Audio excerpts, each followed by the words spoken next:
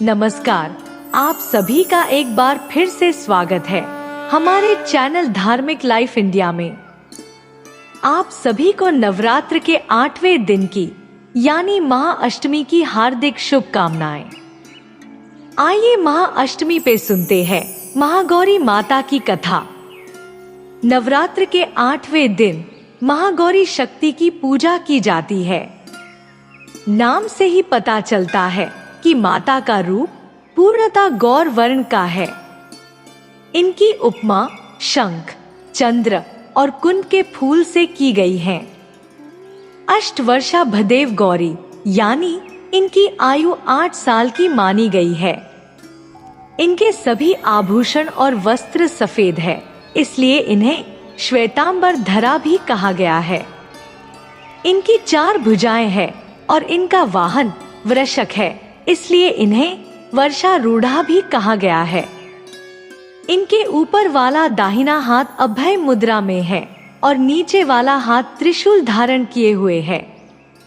माता ने ऊपर वाले बाईं हाथ में डमरू धारण कर रखा है और नीचे वाला हाथ वर मुद्रा में है।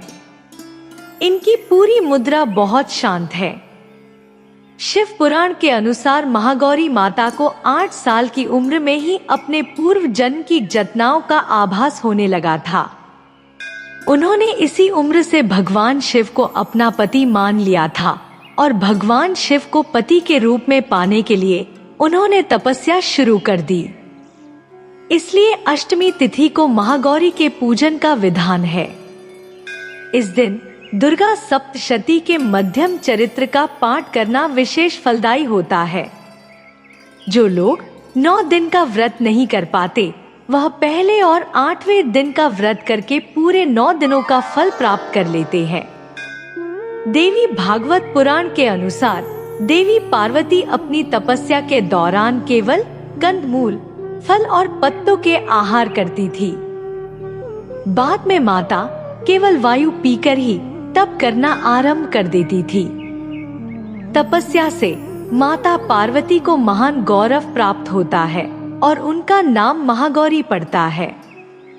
माता की तपस्या से उनका शरीर काला पड़ गया था, लेकिन उनकी तपस्या से प्रसन्न होकर भगवान शिव उनको गंगा में स्नान करने के लिए कहते हैं। जिस समय माता पार्वती गंगा में स्नान करने गई, तब देवी का एक रूप श्याम वर्ण के साथ प्रकट हुआ, जो कौशिकी कहलाई, और एक स्वरूप उज्जवल चंद्र के समान प्रकट हुआ, जो महागौरी कहलाई। माँ महागौरी अपने हर भक्त का कल्याण करती है और उन्हें सभी समस्याओं से मुक्ति दिलाती है। माता महागौरी की प्रार्थना करते समय सभी ऋषिगण ये मंत्र कहते हैं। सर्व मंगल मांगल्ये शिवे सर्वार्थ साधिके शरण्ये त्र्यंबिके गौरी नारायणी नमोस्तुते। माता महागौरी अपने भक्तों के लिए अन्नपूर्णा स्वरूप है। यह धन, वैभव और सुख शांति की अधिष्ठात्री देवी है। सांसारिक रूप में इनका स्वरूप बहुत ही उज्जवल, कोमल, श्वेत वर्ण और श्वेत वस्त्रधारी है। देवी महागौरी को गायन संगीत प्रिय है और यह सफेद वृषभ यानी बैल पर सवार है। इस दिन कन्या पूजन का भी विधान है। कुछ लोग नवमी के दिन भी कन्या पूजन करते हैं, लेकिन अष्टमी के दिन कन्या पूजन करना श्रेष्ठ रहता है।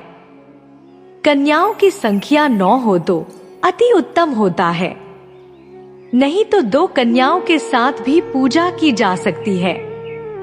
अष्टमी तिथि के दिन नारियल का भोग लगाने की परंपरा है। भोग लगाने के बाद नारियल प्रसाद के रूप में बांटा जाता है। वहीं जो भक्त कन्या पूजन करते हैं, वे हलवा, पूड़ी, खीर, काले चने को प्रसाद के रूप में बनाते हैं। माँ महागौरी की पूजा करते समय भक्तों को गुलाबी रंग के कपड़े पहनने चाहिए, क्योंकि गुलाबी रंग प्रेम का प्रतीक माना जाता है।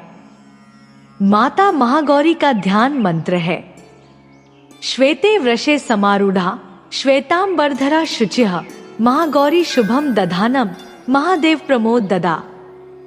या देवी सर्वभूतेषु माँ गौरी रूपेण संस्थिता नमस्तस्य नमस्तस्य नमस्तस्य नमो नमः। अष्टमी तिथि पर माता महागौरी की पूजा का विधान भी बाकी दिनों की तरह ही होता है। जिस तरह सप्तमी की पूजा की जाती है उसी तरह अष्टमी को भी की जाती है। इस दिन माता के कल्याणकारी मंत्र ओम देवी महागौरी नमः का जाप करना चाहिए और माँ को लाल चुनरी चढ़ानी चाहिए। सबसे पहले लकड़ी की चौकी पर लाल कपड़ा बिछाकर महागौरी माँ की तस्वीर या मूर्ति स्थापित करने के बाद महागौरी यंत्र रखकर स्थापना करनी चाहिए। माँ कांति भक्तों को सौंदर्य प्रदान करने वाली मानी जाती है। हाथ में सफेद फूल लेकर माँ का ध्यान करें और उन्हें फूल अर्पित करें और विधिवत उनकी पूजा करें। महागौरी को रातरानी के फूल बेहद पसंद है। तो ये थी माता महागौरी से जुड़ी कुछ जानकारी और कथा। ऐसे ही धार्मिक लाइफ इंडिया चैनल से जुड़े रहे और कमेंट करके जरूर बताएं कैसी लगी आपको यह कथा और सब्सक्राइब करना ना भूलें। धन्यवाद।